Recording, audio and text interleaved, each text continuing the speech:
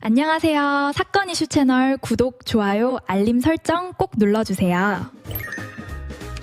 남편이 봉투를 꺼낸 건 저녁 식탁에서였답니다. 된장찌개 냄비가 아직 보글거리고 있었죠. 식탁 위에 소리 없이 내려놓더군요. 합의서라고 했더군요. 그 낮고 느린 목소리로. 그날 아침도 다르지 않았거든요.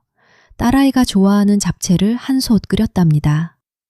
반찬 가게 문 열기 전 새벽 5시. 기름 냄새가 앞치마에 배도록 볶고 또 볶았죠. 포장 용기에 꾹꾹 눌러 담아 딸 냉장고에 넣어두려고 버스를 한번 갈아타고. 올해 56이에요. 천안 주택가 골목에서 반찬 가게를 12회째 운영해 왔거든요. 아침 5시에 일어나 저녁 7시에 셔터를 내리는 것, 그게 제 하루의 전부였답니다. 남편은 건축자재 납품 일을 한다고 했죠. 바깥 일은 그이가, 가게 일은 저 혼자 그렇게 살았거든요. 이상한 건 3달 전부터였답니다. 그이가 통장 사본을 요구하기 시작했거든요. 처음엔 세금 신고 때문이라 하더군요. 두 번째엔 은행 서류 때문이라 했죠. 세 번째에도 같은 말이었답니다. 매달 말이면 어김없이. 그때는 그게 뭘 의미하는지 생각도 못했거든요. 그러던 어느 날 저녁, 딸아이가 들렀다 가다 남편 얼굴을 봤는데 손목에 시계가 반짝이더군요. 비싼 거였답니다. 언제 샀는지도 몰랐죠. 딸아이가 눈을 한번 깜빡이더니 아무 말도 안 했답니다. 저도 그냥 넘겼거든요. 그런데 말이죠. 그 봉투를 받아든 순간 손이 이상하게 차가워지더군요. 봉투 안에 서류가 2장이었답니다. 앞장은 이혼 합의서. 남편이 손가락으로 서명란을 짚으며 말했죠. 여기 도장만 찍으면 돼. 간단해. 된장찌개 냄새가 방 안에 가득한데 왜인지 코끝이 먹먹해지더군요. 간단하다는 말이 이렇게 낯설게 들릴 줄은 그때는 정말 몰랐거든요.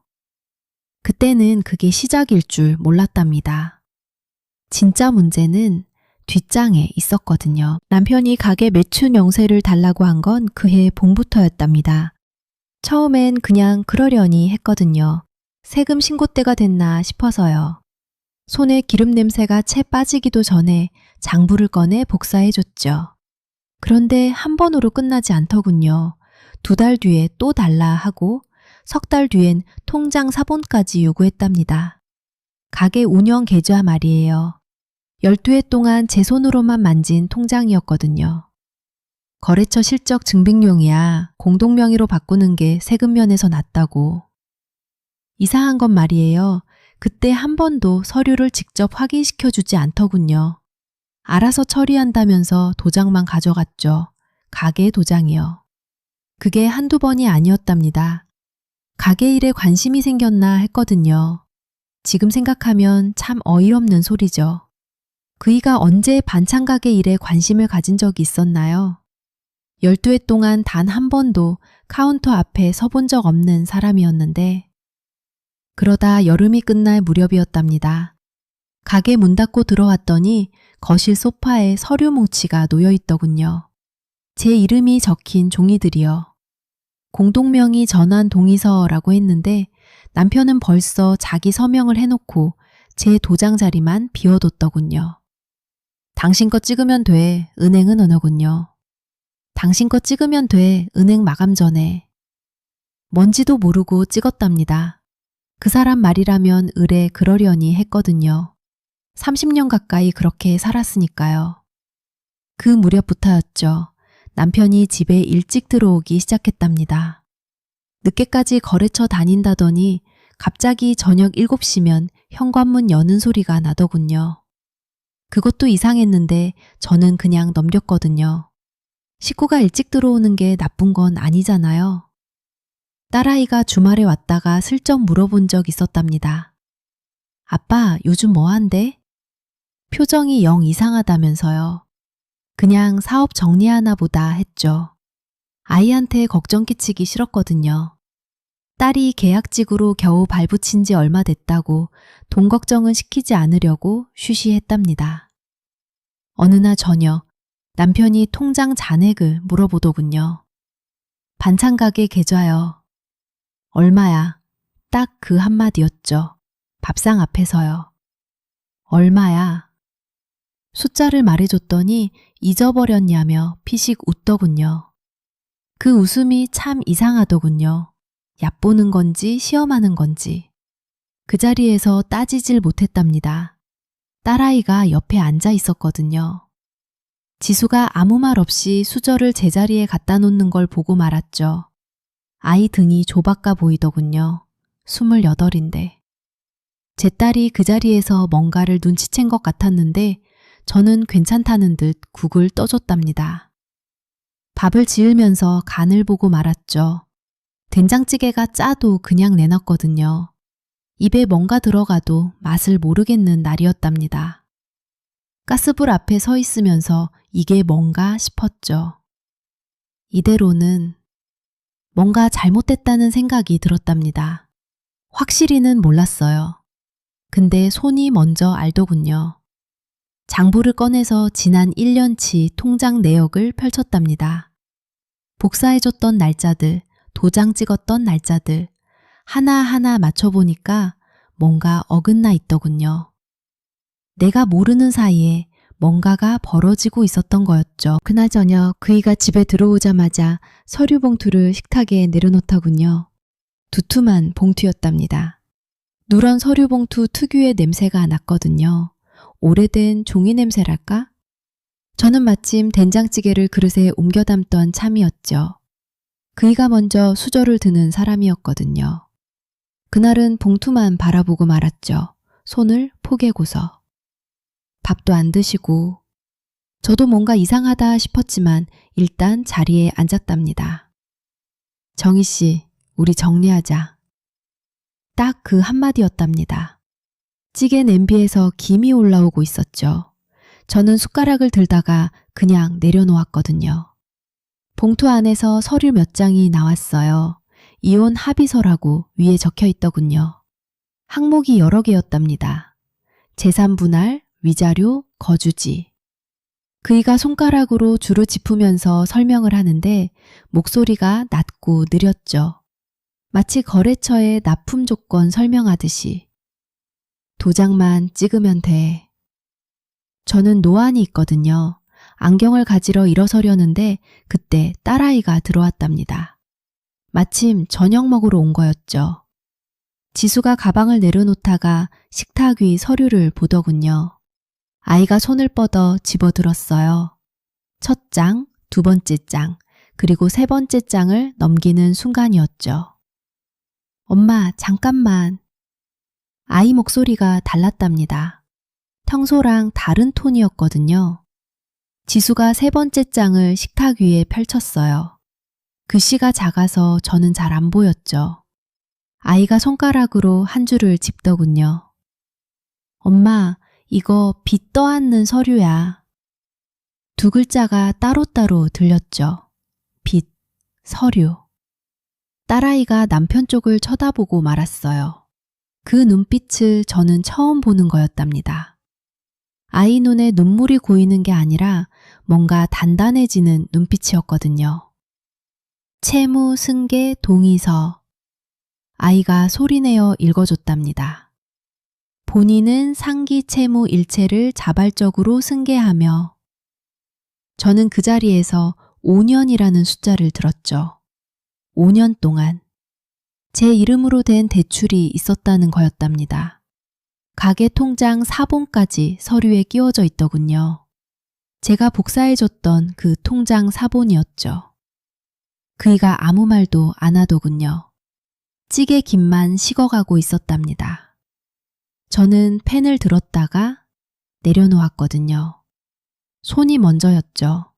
머리보다 손이 먼저 알았던 거였답니다. 이대로는 안 돼. 그 생각 하나였죠. 딸아이가 서류를 접어들고 자리에서 일어서더군요. 저도 따라 일어섰답니다.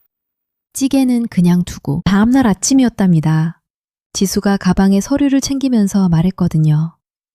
엄마, 법률 구조공단 가자. 거기 무료야. 그 말 한마디였죠. 저는 앞치마를 벗었답니다. 가게 문은 그날 처음으로 열지 않았거든요.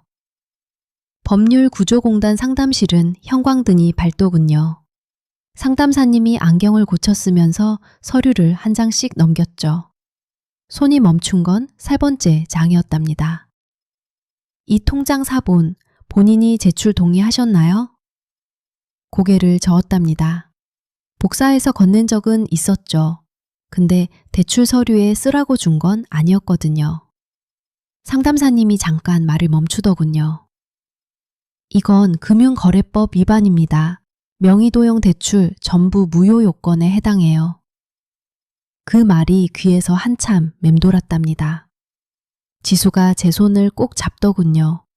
손에 힘이 없었거든요, 그때는. 조정기일은 2달 뒤였답니다. 가정법원 복도는 아무 냄새도 안 나더군요. 형광등 아래 플라스틱 의자에 앉아서 이름이 불리기를 기다렸죠. 그이가 먼저 들어와 있었답니다. 넥타이를 매고 있더군요. 비싼 시계가 손목에 있었죠. 저를 보더니 눈을 피했답니다. 판사님이 서류를 펼쳤거든요. 이름을 부르는 목소리가 낮았답니다. 저는 가방에서 봉투를 꺼냈답니다. 12회치 가계장부 사본이었죠. 그리고 대출 원리금 연체통보서 3장. 전부 제 이름 앞으로 온 것들이었거든요. 2021년 6월, 2022년 2월, 2023년 8월.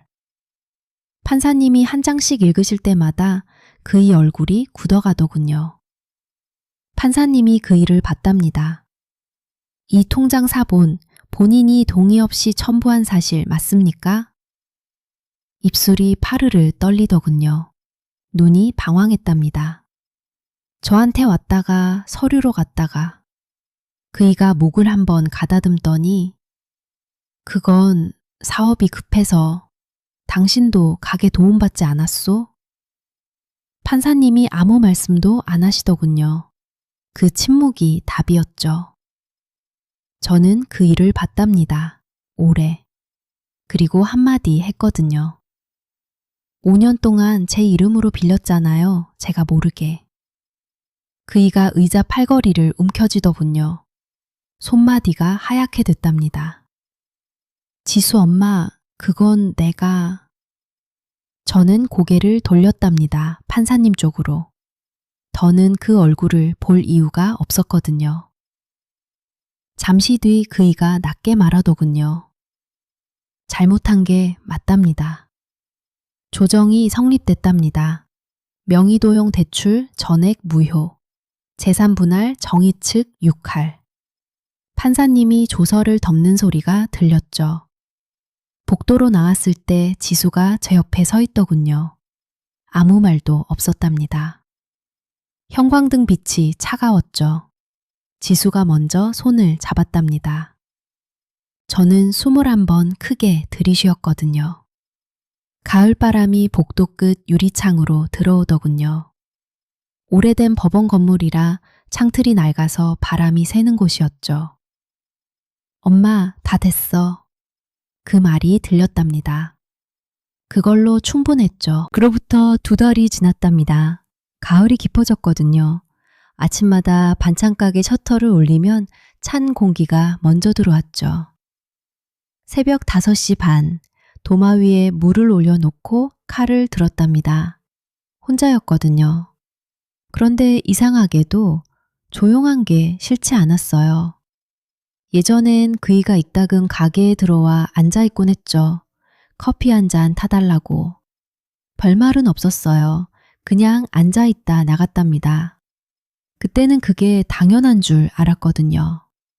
이제 그 자리에 지수 점퍼가 걸려있더군요. 딸아이가 주말이면 나와서 거들어줬거든요. 손이 야무지더라고요. 어디서 그 손이 생겼나 싶었죠. 지난주 토요일엔 지수가 깻잎전을 부쳤답니다. 처음 해봤다면서 기름을 너무 많이 둘렀죠. 연기가 조금 났어요. 웃었답니다. 둘이서. 채무 승계 동의서. 그 종이 뒷장이 아직도 눈에 선하거든요. 작은 글씨로 빼곡했죠. 지수가 아니었다면. 근데 이젠 그 생각이 오래 머물지 않더군요. 무채 썰기를 마치면 자연스레 다음 재료로 손이 가거든요. 그렇게 새벽이 지나가는 거죠. 요즘 지수가 퇴근길에 가끔 들러요. 반찬 한 통 들고 가면서 짧게 문자를 보내죠. 엄마, 오늘 꽁치조림 맛있었어. 그 문자를 읽을 때 가게 안이 따뜻하더군요. 형광등 하나짜리 작은 가게인데 12해째 같은 자리답니다.